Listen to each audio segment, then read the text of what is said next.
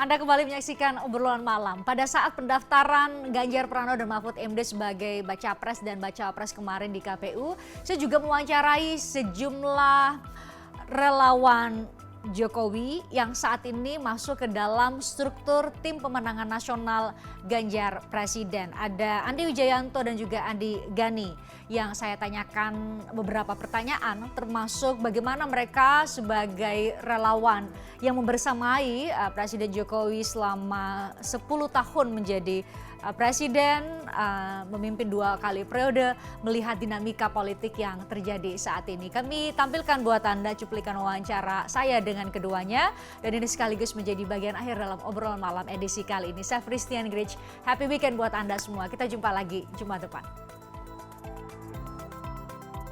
Saya tanya tadi ke Pak Ganjar, kok jadinya cepet banget nih tagline-nya menuju Indonesia Unggul? Mungkin bisa cerita, ini bagaimana proses penyusunannya, ini apakah sudah bisa menjawab menurut tim, menurut TPN, sudah bisa menjawab masalah bangsa saat ini untuk bisa membuat Indonesia lebih unggul lagi?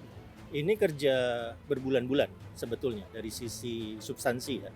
Kerja bulan-bulan dengan melibatkan partai, ya, dengan melibatkan juga teman-teman pakar. Kami melakukan puluhan FGD ya, untuk mendapatkan masukan, dan yang terpenting adalah kami juga melibatkan anak-anak muda yang baru lulus, yang baru balik dari S2 ya, dalam tim, sehingga merekalah yang kemudian menyarankan bagaimana visi misinya dibuat lebih menarik, dibuat lebih mudah dimengerti dalam bentuk visual, dan memanfaatkan teknologi sehingga ada QR code yang tadi ditunjukkan oleh Pak Mahfud yang langsung nyambung ke websitenya visi misi ganjarmahfud.id. Jadi kalau masuk ke website itu akan menemukan dokumen yang sama dengan yang saya pegang.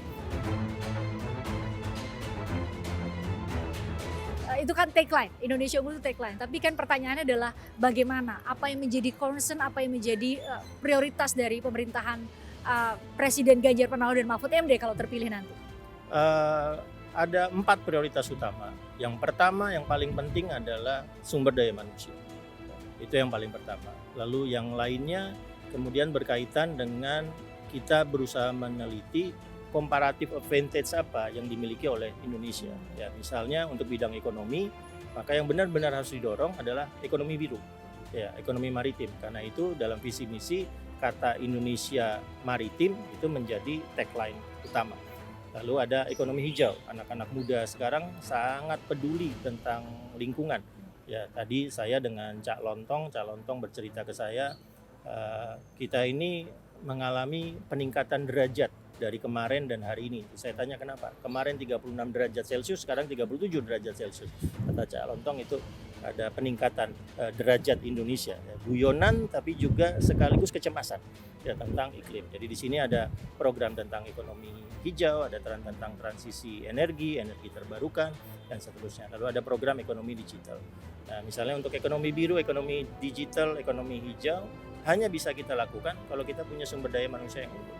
Ya, lalu ada program-program di bidang politik, ya, terutama yang akan menjadi fokus dari Pak Mahfud MD tentang keadilan, tentang demokrasi, ya, tentang HAM, itu ada lengkap di visi misi kami. Dan terakhir adalah bagaimana Indonesia bisa mengokohkan dirinya sebagai pemain utama global.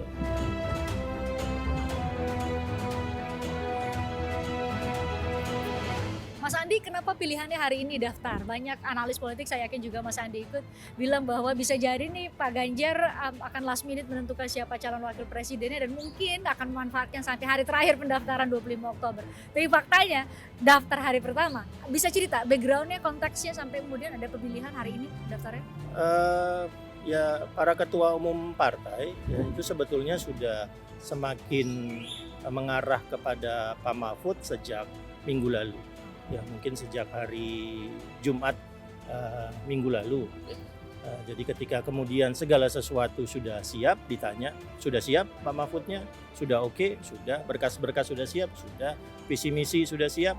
Nah, ini yang saya kemudian pontang-panting untuk menyelesaikan ini dalam waktu jam, bukan hari, dalam waktu jam. Tapi secara substansi oke, secara grafis saja yang perlu menambahkan sosok Pak Mahfud ini. Begitu segala sesuatu sudah siap, ya sudah, kenapa harus ditunda lagi?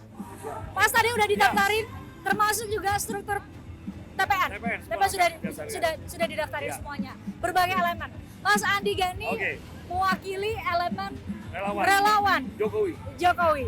Nah, relawan Jokowi ini hari-hari ini kemudian menjadi perbincangan Ya. karena kan ini semacam menjadi simbol Ya. apakah Pak Arah Jokowi. dukungan. Betul. Nah, ini udah tahu nih pertanyaan ini nggak perlu ditanya nih kayaknya nih. Tapi bagaimana sebenarnya sih peta arahan dukungan gimana publik Saya mayoritas? bersahabat sama Pak Jokowi sejak dari Solo, wali kota Solo. Nah, Panjang perjalanan kami, Pilgub DKI kami dampingi, Pilpres 2014, Pilpres 2019. Perasaan saya sebagai sahabat juangnya bahwa dukungan Pak Jokowi ke Pak Ganjar. Tapi saya tidak tahu perkembangan politik belakangan ini.